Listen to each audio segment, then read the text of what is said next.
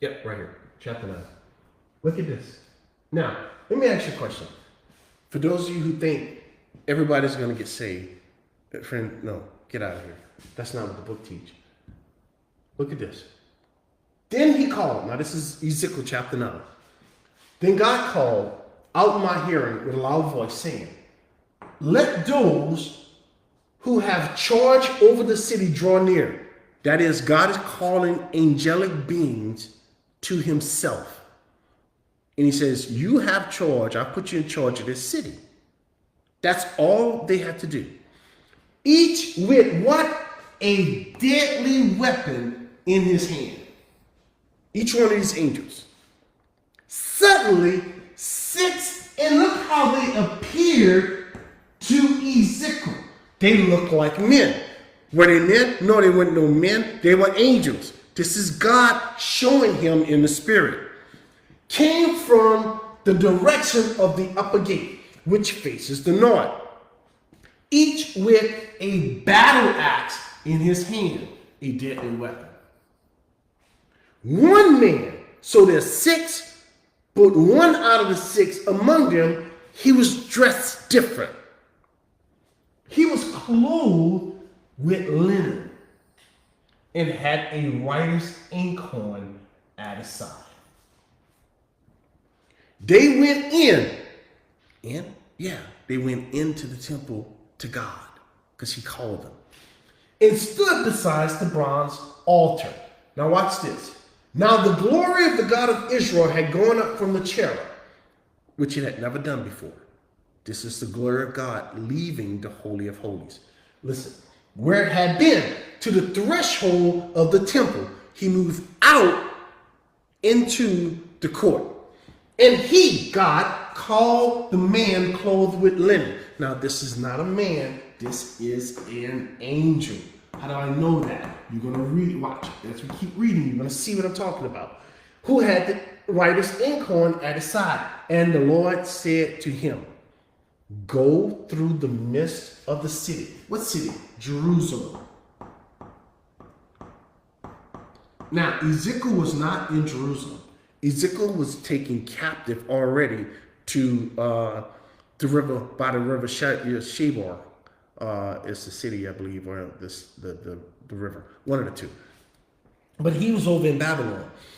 Through the midst of Jerusalem and put a mark on the foreheads of the men. Now, don't that sound familiar? Yeah.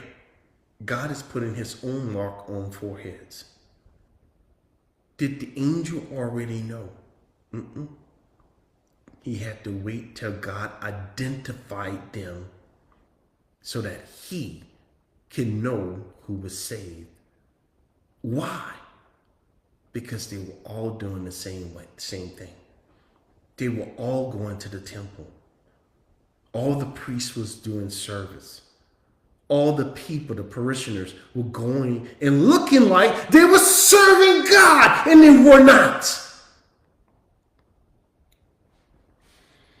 Foreheads of the men who did what? Sigh and cry. No, friends, this isn't crocodile tears. No, what he's saying is in their hearts, they were broken over the sin against the Most High God. What were they doing? Friend, they had idols in the temple and still were trying to worship the Holy One of Israel.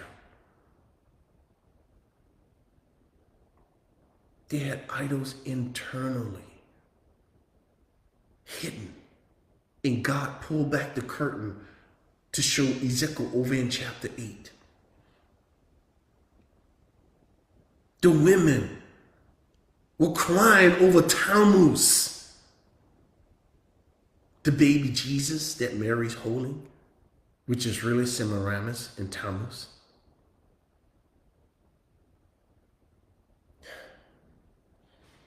That's the outward appearance, friends. The inward appearance is their spirits were sighing and crying, and the only person who could see it was God. And he had to point it out to the angel. He had to open the angel angel's eyes so he can see it. Why? Because the rest of the angels couldn't see it. That's why he needs the ink. And that's why he had to put the mark. Because the angels had no clue. To the other 5 angels, he says, listen, this is what I want you to do, Mr. Angels. Go after the one who has the ink. You go through the city. Now listen, I know this is hard for a lot of people. This is hard. I don't have time to build on this, but I'm going to just read it to you. Go through that city and kill. He said, what? Wait a minute. You mean to tell me God, who want people saved, who want people healed and delivered and prosper, that God want to kill people? Yes. The problem is you got the wrong God.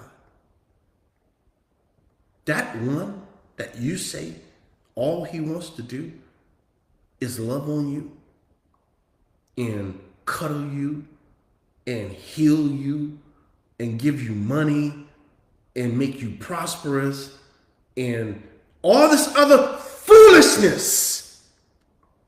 It's the same one that said, go through the city, angels, and you kill every single one of them, and you do not let your eye spare any of them, and you don't have any pity.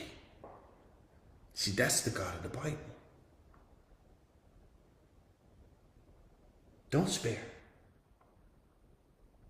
No pity. Kill. That's horrible. Hey, careful. Careful.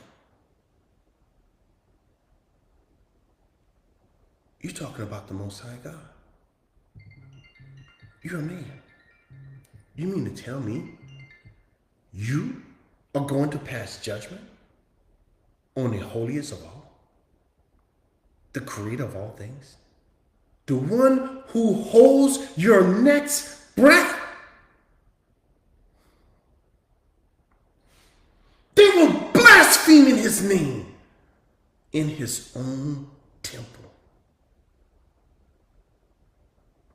You're not concerned about that, are you? You're concerned whether God killed him or not. You don't care about his holiness?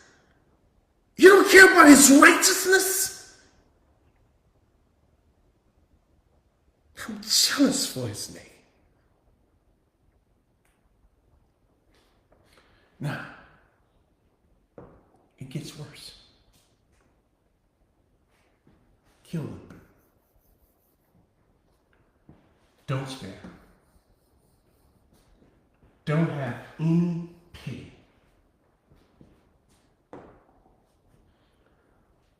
Utterly slay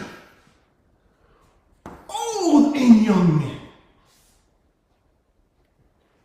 maidens and little children. Whoa, God! I can't believe that God would kill little children. Then you don't know the God of the Bible. Who gave the little children life? Where did the little children get their life from? From whom? If they got it from the Creator, and the Creator determined that he wants to take it back, does he not have the right to do it? Does he? Do the children and the maidens and the old and young men get to tell the Holy One, the Creator, what to do, when to do it, how to do it? What about the women?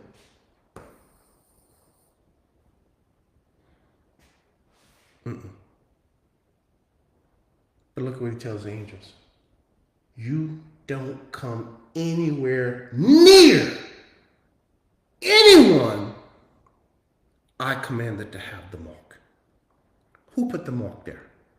The humans? No, man, ain't human putting no mark there. So who's going around choosing who get the mark? Friend, God did. He said, well, what about these people right here? Hey, what about them?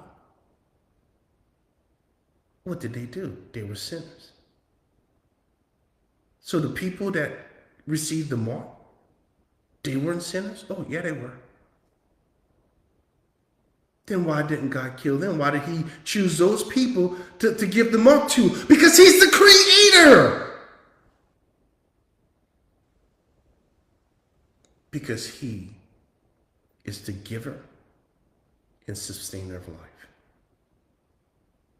That's what you need to learn. You see, you got the wrong God. The God in your mind is not sovereign. The God in your mind isn't the God of the Bible. You got the same God that Israel had. And what did God say about them? They needed to be saved. So if I was you, I would be examining myself right about now. Because you might have the wrong God. And if you have the wrong God, then you can't have the right Savior, because the right God is the only Savior. Examine yourself. Make sure you're in the faith.